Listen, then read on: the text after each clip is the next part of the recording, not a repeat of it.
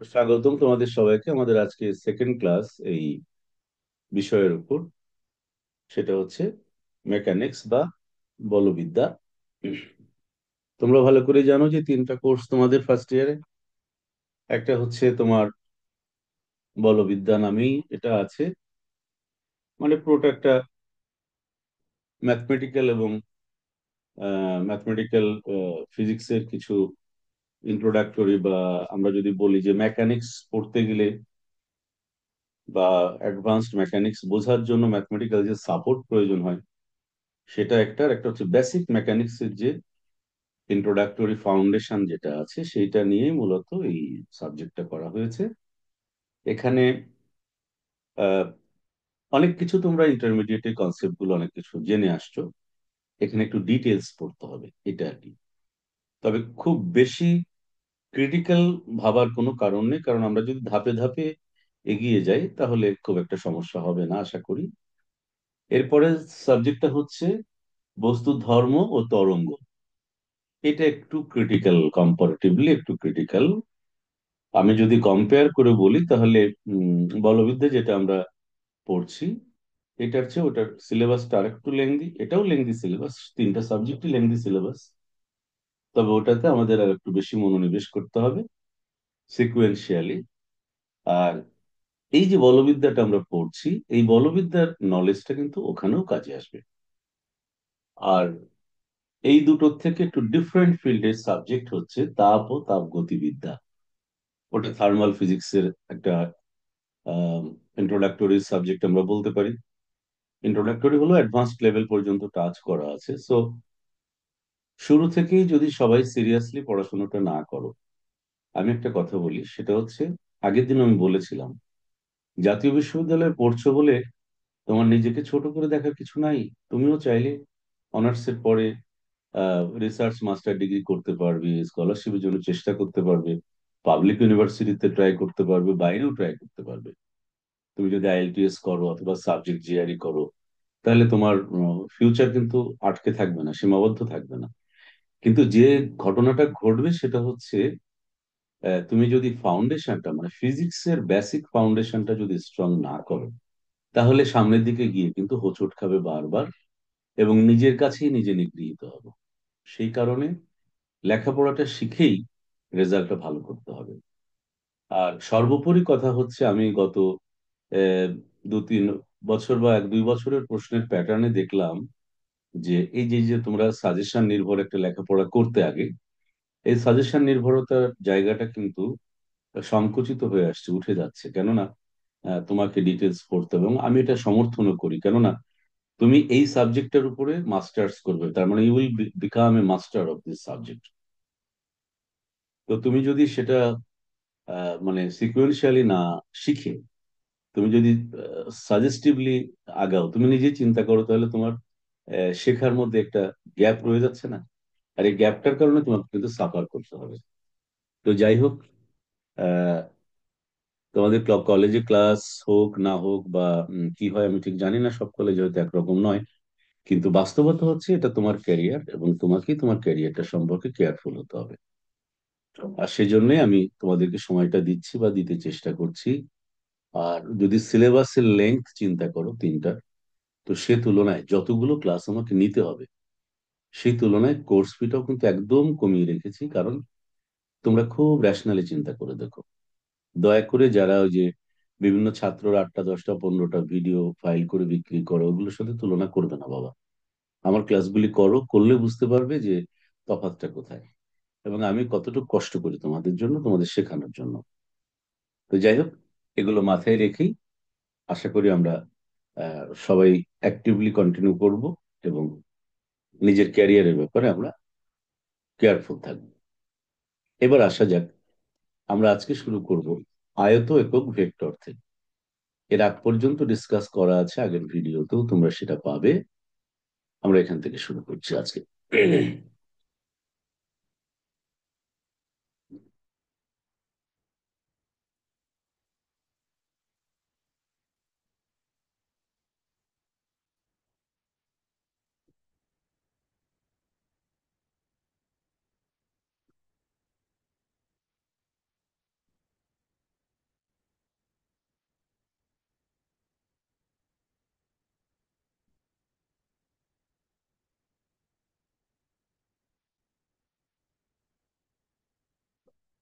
আয়ত কথাটা আমরা কোথায় বলি?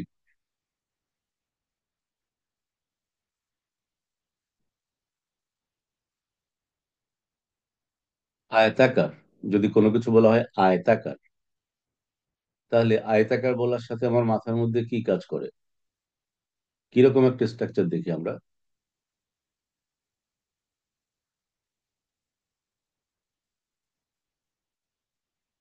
এরকম দেখি না? কথা বলতে হবে স্যারের সঙ্গে সঙ্গে, পার্টিসিপেট করবা, তাহলে মনোনিবেশটা আর একটু ভালো হবে। এটাকে আয়তাকার বলি না আমরা?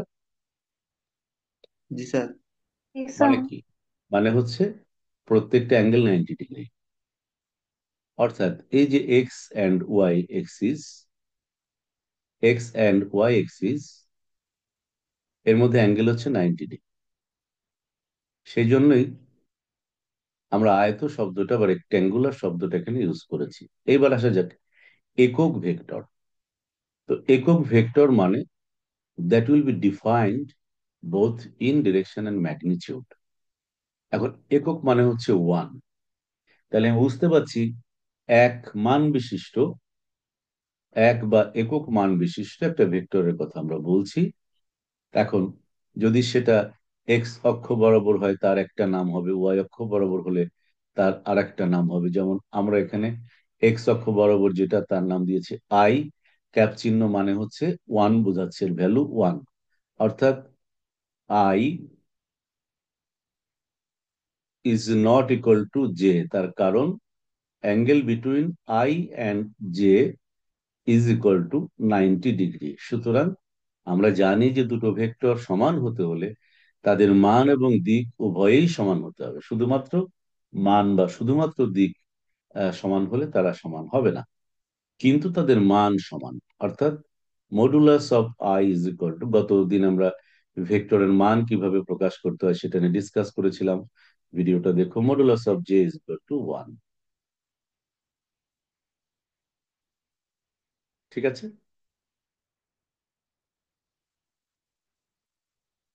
এটাকে আমরা কিভাবে ডিফাইন করতে পারি? দেখ, ফর এক্সাম্পল, আমরা যদি বলি ওপি, পি এর স্থানাঙ্ক এক্স ওয়াই, ওপি একটি বিন্দু, তাহলে পি থেকে আমরা যদি একটা লম্ব অঙ্কন করি পি এন, এবং আমি যদি বলি যে আহ, আমি দুটো ডিরেকশন আমি দিলাম, দিয়ে আমি বলছি যে OP vector is equal to, OP vector is equal to O N vector plus N P vector. আমি লিখতে পারি? লিখতে পারি কিনা? হ্যাঁ বা জি না স্যার। বলো। ভেক্টর যোগের নিয়ম হ্যাঁ, অনুযায়ী লিখতে পারি? হ্যাঁ লিখতে এখন পারি। এখন ও এন মানে হচ্ছে এক্স, আর এন পি মানে হচ্ছে ওয়াই, অ্যাকর্ডিং টু জিওমেট্রি, স্থানাঙ্কের হিসাব অনুযায়ী। ঠিক কিনা?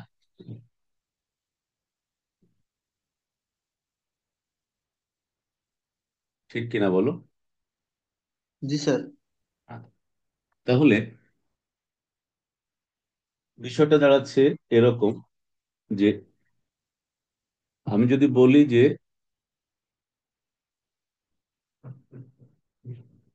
ও এন ভেক্টর ডিভাইডেড বাই তার মান, তার মানে কি? কোনো ভেক্টরকে তার মান দিয়ে ভাগ করলে ও এনটা কোন দিকে? এক্স অক্ষের দিকে। তাহলে এর মানে হচ্ছে এক্স অক্ষ বরাবর একক ভেক্টর। আমরা কি সংজ্ঞা দিয়েছি তার? আই। অর্থাৎ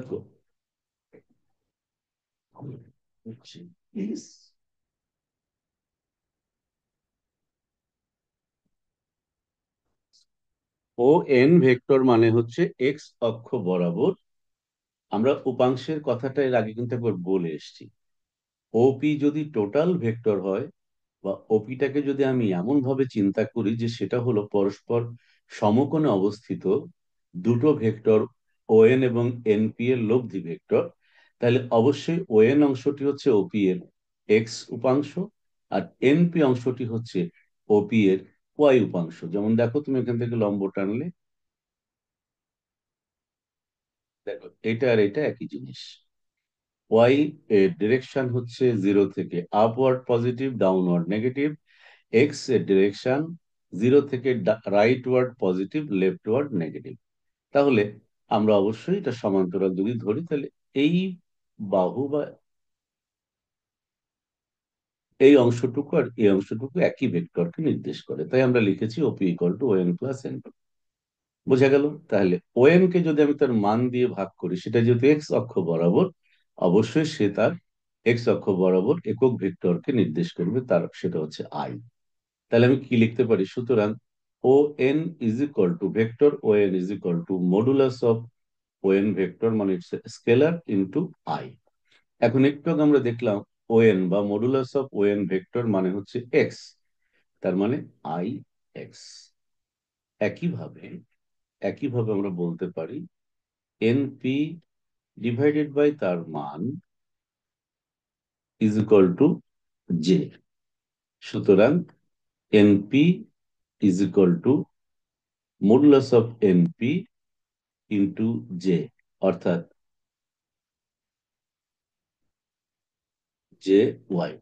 তাহলে কি দাঁড়াচ্ছে? আমি যদি বলি ওপি ভেক্টরটাকে আমি আর দিয়ে প্রকাশ করি, তাহলে সুতরাং আমরা 1 নম্বর সমীকরণ থেকে লিখতে পারি, 1 নম্বর থেকে পাই r is equal to i x plus J Y.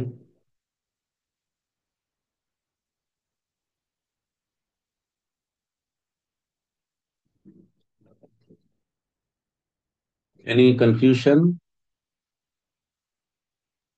কারো কোনো কনফিউশন আছে এখানে? না স্যার। হয়তো অনেক সহজ জিনিস আগেও পড়েছো, তারপরও একটু নতুন করে দেখো। আবার দেখো, যদি আমরা সিম্পলি আর এর মান বের করতে চাই, তাহলে সেটা একদমই সহজ। কিরকম? তখন আর আমার কোনো চিহ্ন টিহ্ন প্রয়োজন নাই, আমরা ডিরেক্ট আমাদের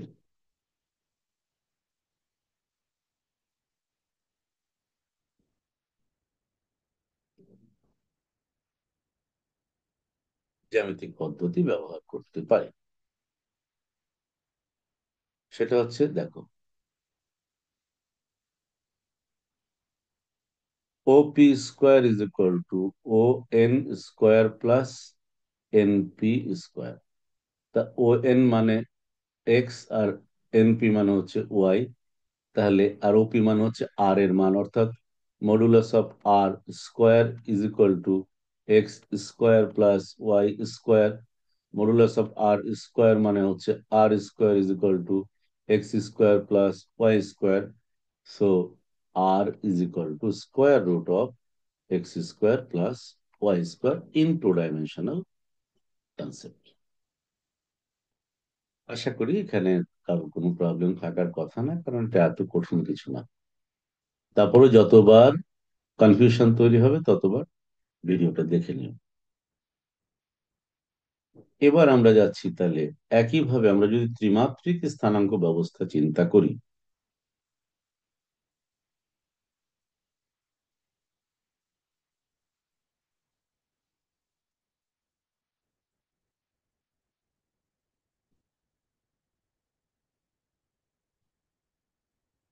একইভাবে ত্রিমাত্রিক স্থানাঙ্ক ব্যবস্থায় গেলে তুমি একটু খেয়াল করো, তখন আমরা এটাকে লিখি হচ্ছে এইভাবে। এখানে তিনজনই কিন্তু তিনজনের উপর লম্ব, কিন্তু দ্বিমাত্রিক তলে তো আর তিনটা সমকোণ একই তলের মধ্যে দেখানো যায় না, সেজন্য আমরা একটাকে একটু হেলিয়ে আঁকতে হয়। এটাও 90 ডিগ্রি, এটাও 90 ডিগ্রি, এটাও 90 ডিগ্রি। তো সেটা বোঝার জন্য আমরা আরেকটু আয়তাকার কনসেপ্টে যাই।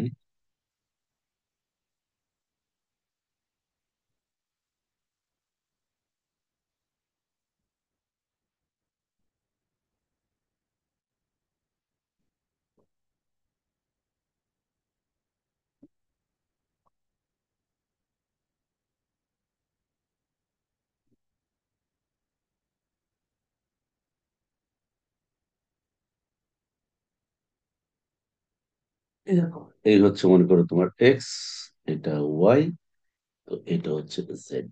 এখন বিষয়টা ক্লিয়ার হয়েছে? একটা বক্স কল্পনা করো, বক্সের তিনটা বাহু যেমন তার পরস্পরের সাথে সমকোণে থাকে, এক্স ওয়াই জেড এর কনসেপ্টটাও তাই। তাহলে এখানে এই দিক বরাবর হচ্ছে তোমার আই, এই দিকে হচ্ছে জে, আর এইখানে হচ্ছে কে।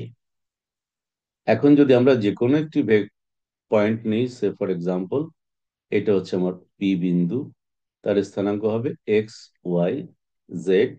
তাহলে প্রথমে আমি যদি এই তলের উপর, দেখো এখানে তলগুলো কল্পনার মধ্যে আনতে হবে, কিন্তু এর পরবর্তীতে যখন আমরা অ্যাডভান্সড কনসেপ্টে যাব তখন কিন্তু এগুলো ক্লিয়ার না থাকলে, যেমন সেকেন্ড ইয়ারে গিয়ে তুমি যখন রিজিড বডি পড়বে তখন এই ত্রিমাত্রিক কনসেপ্ট গুলো ক্লিয়ার না থাকলে তুমি গোলমাল হয়ে যাবে তোমার জন্য।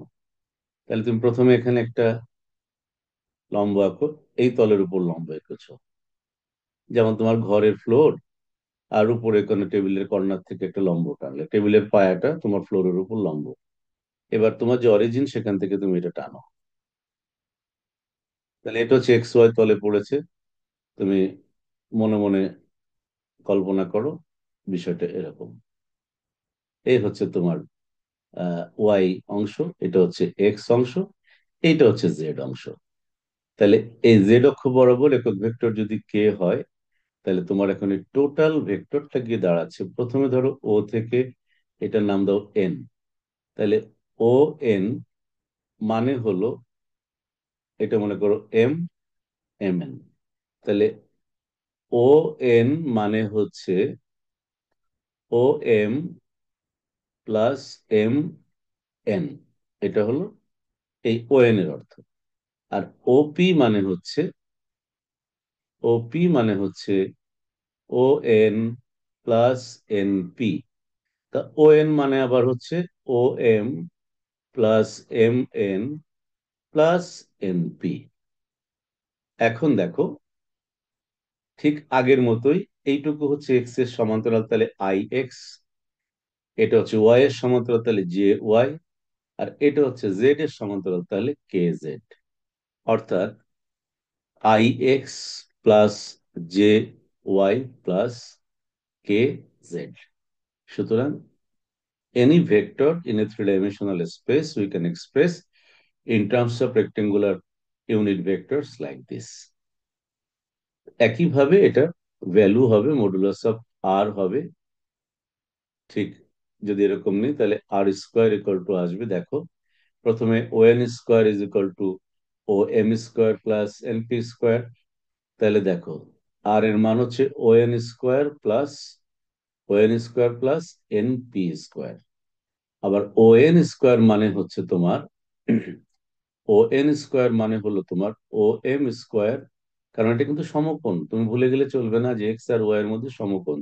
তুমি দেখতে পাচ্ছ না সেটা ভিন্ন কথা, কিন্তু অ্যাঙ্গেলটা হচ্ছে 90 ডিগ্রি, সমকোণী ত্রিভুজ। তাহলে O N square plus M N square plus N P square, অর্থাৎ x square plus y square plus z square. So r is equal to square root of x square plus y square plus z square.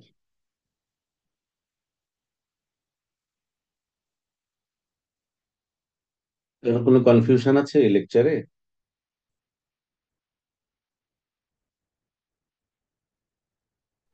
না না sir. Sir.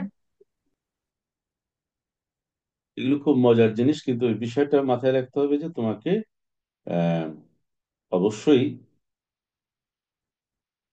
খেয়াল রাখতে হবে যে x Y Z এর মধ্যে angle হচ্ছে 90 ডিগ্রি, এটা মাথায় রাখতে হবে।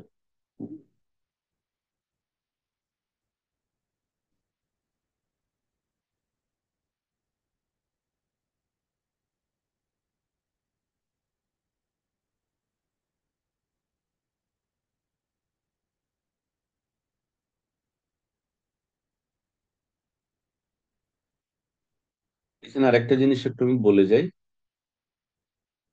ধরো তোমার এই যে আর ভেক্টরটা, সে মনে করো এক্স এর সাথে তৈরি করেছে আলফা কোণ, তো ওয়াই এর সাথে করেছে মনে করো বিটা কোণ, আর জেড এর সাথে করেছে মনে করো গামা কোণ উৎপন্ন করেছে। কেমন? তাহলে তুমি একটু জিনিসটা কল্পনা করো, কল্পনা করলেই চলে আসবে। ভূমি বাই অতিভুজ হচ্ছে তোমার ফর্মুলা, ভূমি বাই অতিভুজ সবসময় মাথায় রাখতে হবে সেটা। এবং ওটা যদি আমরা করি তাহলে ফাইনালি দেখা যায় তোমার cos alpha is equal to হবে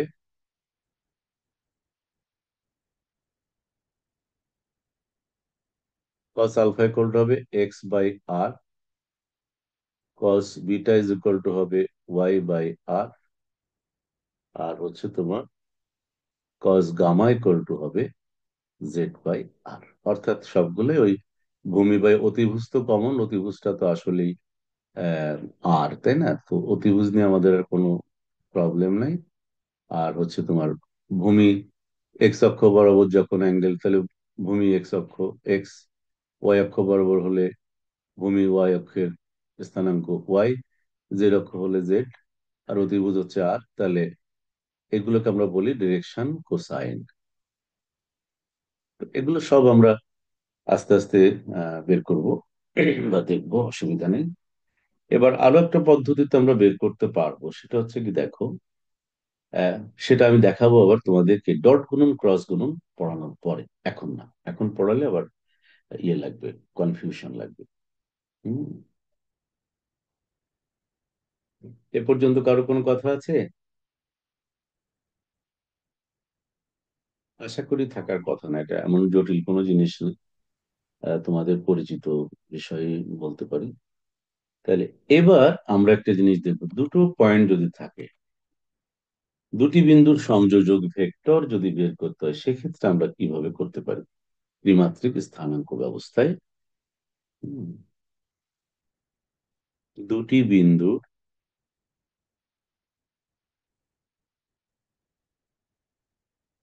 সংযোগ ভেক্টর, অর্থাৎ দুটো বিন্দুকে আমরা যুক্ত করে যে লাইনটা পাই তাকে একটা ভেক্টর হিসেবে এক্সপ্রেস করলে সেটা কি হবে?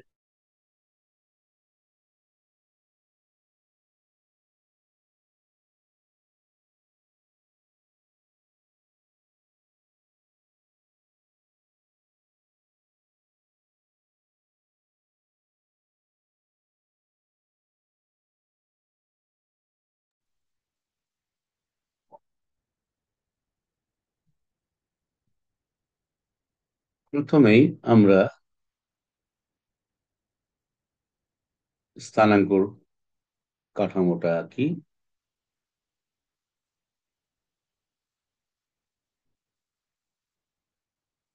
এখানে ধরো আমরা দুটো বিন্দু বিবেচনা করি, একটা পি, একটা কিউ। পি বিন্দুর স্থানাঙ্ক x1 y1 z1, কিউ বিন্দুর স্থানাঙ্ক মনে করো x2 y2 z2। ব্যাস। তাহলে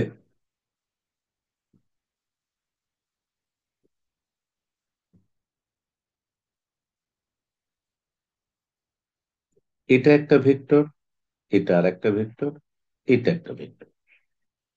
এখন দেখো তুমি, ওপি ভেক্টর মানে হচ্ছে i x1 plus j y1 plus k z1, O Q মানে হচ্ছে i x2 plus j y2 plus k z2।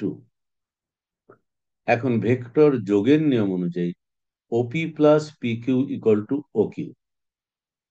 দেখো, ত্রিভুজ ও পি কিউ এ আমরা যদি অ্যাপ্লাই করি, তাহলে দেখো, তাহলে OP plus P Q is equal to O Q. তো সুতরাং P Q is equal to O Q minus O P. তার মানে হচ্ছে i x plus j i x2 plus j y2 plus k z2 minus minus i x1 plus j y1 plus k z1। তাহলে আমরা যদি I common নিই, দেখো x2 minus x1 plus J common নিলে y2 minus y1 plus কে common নিলে z2 minus z1। বুঝা গেল? জি sir.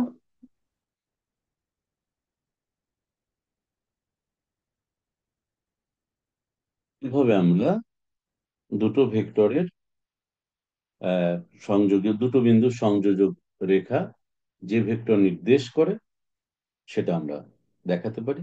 তাহলে একইভাবে আমরা যোগ বিয়োগও করতে পারি, ভেক্টর যোগের নিয়ম, তারপরে তোমার জ্যামিতিক নিয়ম ইত্যাদি, এগুলো আমাদের জানা আছে, এটা আমরা জানি। সো আমার মনে হয় এটা খুব একটা কঠিন কোন ঘটনা নয়, বা হওয়ার মতো সুযোগও নেই। আরেকটা জিনিস খেয়াল করবা, প্রত্যেকটা থিওরি পড়ার সাথে সাথে কিন্তু তোমাকে অবশ্যই ওর সাথে আনুষঙ্গিক যে গাণিতিক উদাহরণগুলো দেওয়া আছে সেটা প্র্যাকটিস করবে। তাহলে হবে কি, তোমার যে থিওরিটা তুমি পড়লে তার একটা বাস্তব প্রয়োগ সম্পর্কে তোমার একটা কনফিডেন্স লেভেল তৈরি হবে। এই কাজটা করে ফেলবার সাথে সাথে আর ওই অঙ্কটা করলে থিওরিটা তোমার কাছে আরো একটু ইয়ে মনে হবে, সহজ মনে হবে, আর একটু কনফিডেন্ট মনে হবে। আজকে আমি তোমাদেরকে স্কেলার গুণন এবং ভেক্টর গুণনের উপর একটু ধারণা ডিসকাস করবো, যাতে তোমরা নিজেরা এটাকে নিয়ে একটু আগাতে পারো। কেননা স্কেলার গুণন ভেক্টর গুণন তোমরা ইন্টারমিডিয়েটেও পড়েছো, তবু আমি একটু আলোচনা করে দিই।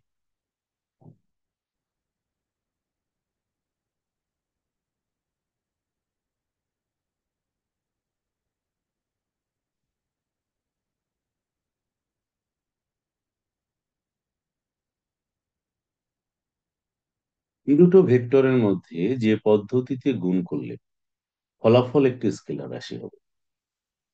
তো তাহলে দেখো, ধরো এটা একটা ভেক্টর,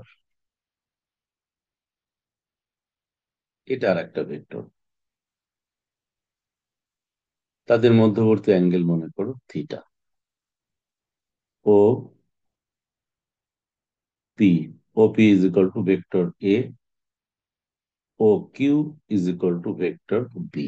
আমরা প্রকাশ করছি এভাবে, ও পি ভেক্টর মানে হচ্ছে এ ভেক্টর, আর ও কিউ ভেক্টর মানে হচ্ছে বি ভেক্টর। তাহলে ও থেকে বি ভেক্টরের শীর্ষবিন্দু কিউ, ও থেকে এ ভেক্টরের শীর্ষবিন্দু হচ্ছে পি, হোয়াট। এখন সংজ্ঞাটা হচ্ছে এই, আমি কিভাবে বের করব? সংজ্ঞা হচ্ছে যে কোনো একটি ভেক্টরের মান এবং ওই ভেক্টরের উপর অন্য ভেক্টরের লম্ব অভিক্ষেপের গুণফল হচ্ছে এই ডট গুণন বা স্কেলার গুণনের সমান। অর্থাৎ আমি যদি কিউ এর শীর্ষবিন্দু, এটাই আমাদের জন্য বুঝতে সুবিধা হবে, কিউ থেকে আমি যদি একটি লম্ব অঙ্কন করি, ধরো কিউ এম, তাহলে ও এম হচ্ছে এ ভেক্টরের উপর বি ভেক্টরের লম্ব অভিক্ষেপ।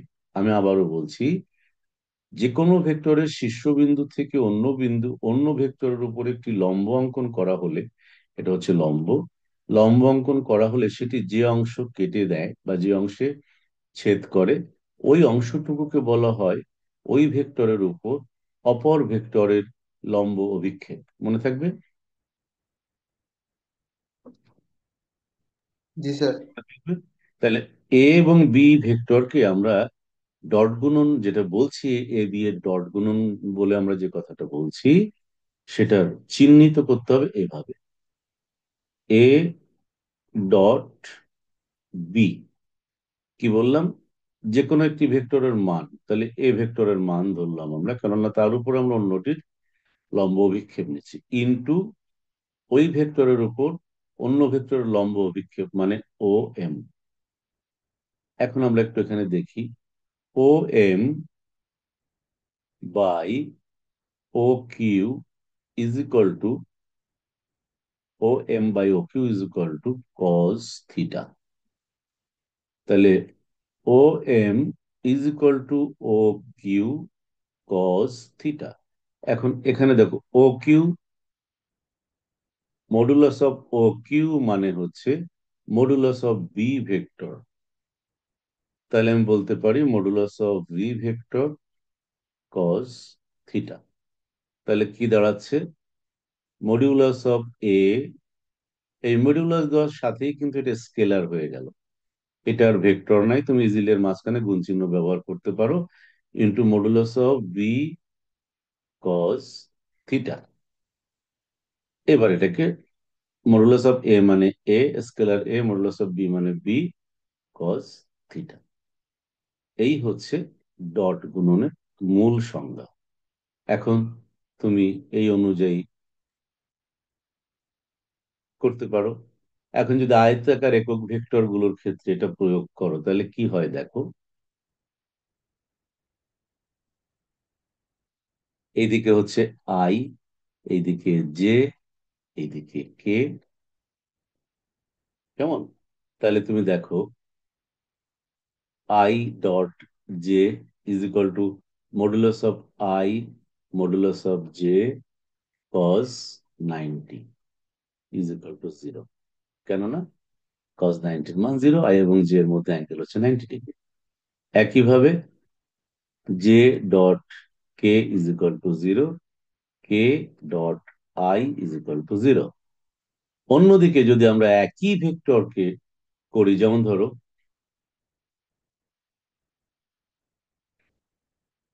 আই ডট আই, তাহলে modulus of I into modulus of I into cos 0 degree. I dot I মানে একই দিকে দুইবার আমি বলছি, মানে প্যারালাল। তাহলে মডুলাস অফ আই মানে 1 ইন্টু মডুলাস অফ আই মানে 1 ইন্টু কস 0 মান 1 ইজ ইকুয়াল টু 1। তাহলে একইভাবে একইভাবে J dot J is equal two 1, K dot K is equal two 1। এই জিনিসগুলো মাথায় রাখতে হবে। একইভাবে তুমি যদি বন্টন সূত্র দেখতে চাও যে A dot B plus C, তখন হবে ফর এক্সাম্পল ডট গুণনের বন্টন। বন্টন মানে আমরা যদি তিনটা নিই মনে করো একসাথে, for example A dot B plus C, তাহলে এটা হবে A dot B plus A dot C. এখানে কোনো সমস্যা নেই, কারণ বি প্লাস সি কে একবারে করে আমি এ ডট করলে যা পাবো, A dot B A dot C আলাদাভাবে করে যোগ করলে একই রেজাল্ট হবে। এটা হচ্ছে ডট গুণনের একটি ধর্ম। তো প্রথম দিকে জিনিসগুলো পরীক্ষার জন্য খুব বেশি গুরুত্বপূর্ণ তা বলা যাবে না, কিন্তু এগুলো যদি ক্লিয়ার না হয় তাহলে এই চ্যাপ্টারে মূলত যে বিষয়গুলো অনার্স লেভেলের লার্নিং হিসেবে এখানে ইনক্লুড করা হয়েছে সেইটা বোঝার সময় ঝামেলায় পড়ে যাওয়া। এই জন্য আমাদেরকে এর আগের সব প্রাইমারি কনসেপ্ট গুলো আমাদের ক্লিয়ার করতে হবে। ঠিক আছে? আগামী দিন এই যে ডট গুণন পর্যন্ত আমাদের আলোচনা হয়ে গেল। তোমরা, আমি যে বইটা ফলো করছি তোমরা এটা ফলো করতে পারো। আমি মকসুদ আলী স্যারের বই থেকে পড়াচ্ছি, ইউনিভার্সাল পাবলিকেশনের। আমার কাছে ওনার বইয়ের লেখাগুলো একটু ভালো লাগে, প্রিন্টিং মিস্টেক কম থাকে, এই আর কি। আর উনি একটু গুছিয়ে বর্ণনা করে লেখেন। এটা সেলফ লার্নিং এর জন্য, ছাত্রদের জন্য ভালো। আর প্রত্যেকটা জিনিস শেখা হয়ে গেলে যখন শিখবা প্র্যাকটিস করবা। আমার এই ভিডিওগুলো চালিয়ে রেখে প্র্যাকটিস করবা বই খুলে নিয়ে, কারণ আন্ডারস্ট্যান্ডিং গুলো আমার ভিডিওর মধ্যে তুমি পাচ্ছ। সাথে প্র্যাকটিসটা করলে ওটাই তোমার নোট। আলাদাভাবে নোট তৈরি করার কোনো প্রয়োজন নেই, বা কোনো মানে বাণিজ্যিক ভাবে উৎপাদিত কোনো নোটের প্রতি আকৃষ্ট হওয়ারও কোনো প্রয়োজন নেই। পদার্থবিজ্ঞানের নোট খাতার মধ্যে না, মাথার মধ্যে, এটা মাথায় রাখবা। তুমি যদি একটা চ্যাপ্টারের ওয়ান টু অল সবকিছু খুঁটিনাটি সব ক্লিয়ার করে পড়ে ফেলো, so why should you bother for another once note? কোনো প্রয়োজন নাই। ঠিক আছে? একদম নিট অ্যান্ড ক্লিন ভাবে জ্ঞানটা অর্জন করতে হবে, এবং সেটা সম্ভব, প্রত্যেকটা সাবজেক্টেই সম্ভব, প্রত্যেকটা পেপারেই সম্ভব। আমি আবারও বলছি, না বুঝে মুখস্থ করার মতো কিচ্ছু নাই ফিজিক্সে, টোটালি নাই। কিন্তু বুঝতে পারাটা হচ্ছে নিজের একটা অর্জন। আর এই বুঝতে পারার জন্য যা কিছু করা, সেটাই আমরা করছি এখন। সবাই ভালো থেকো। আজকের ক্লাস আমি এই পর্যন্তই, আমার টার্গেট ছিল, কারণ একদিনে খুব বেশি আলোচনা করলে এটা হয়তো মাথায় মাথার উপর দিয়ে চলে যেতে পারে। আগামী দিনে আমরা শুরু করব ভেক্টর গুণন থেকে, এবং আগামী ক্লাসটা তাহলে আরো অনেক টুক টেনে নিতে পারবো। সেকেন্ড হচ্ছে তোমাদের শুরুর দিকে সপ্তাহে 3 দিন ক্লাস থাকবে। প্রত্যেক কোর্সের ক্লাস সপ্তাহে একদিন করে থাকবে। কেননা সেকেন্ড ইয়ারের আরো কয়েকটা ক্লাস লাগবে। ধরে নাও ডিসেম্বরটায় হয়তো তোমাদের একদিন করে ক্লাস হবে। জানুয়ারি থেকে বা জানুয়ারির ফার্স্ট সেকেন্ড উইক থেকে প্রত্যেক কোর্সের ক্লাস সপ্তাহে 2 দিন করে হবে। তখন আমি আবার তোমাদের রুটিনটা বলে দিব। আজকে বলে দিচ্ছি, তোমাদের হচ্ছে শনিবারে বলবিদ্যা, সোমবারে হচ্ছে বস্তুর ধর্ম ও তরঙ্গ, আর বুধবারে হচ্ছে তাপ ও তাপগতিবিদ্যা। মনে থাকবে? জি স্যার। জি স্যার। এখন তোমরা সবাই যারা যারা আগ্রহী আছো খুব দ্রুত রেজিস্ট্রেশন গুলো করে ফেলো। এটা খুব জরুরি। হুম। সবাই ভালো থেকো। সবার জন্য শুভকামনা, সবার কল্যাণ হোক। আজকে রাখছি, কেমন? নমস্কার স্যার। নমস্কার। সালাম আলাইকুম স্যার। ওয়ালাইকুম আসসালাম।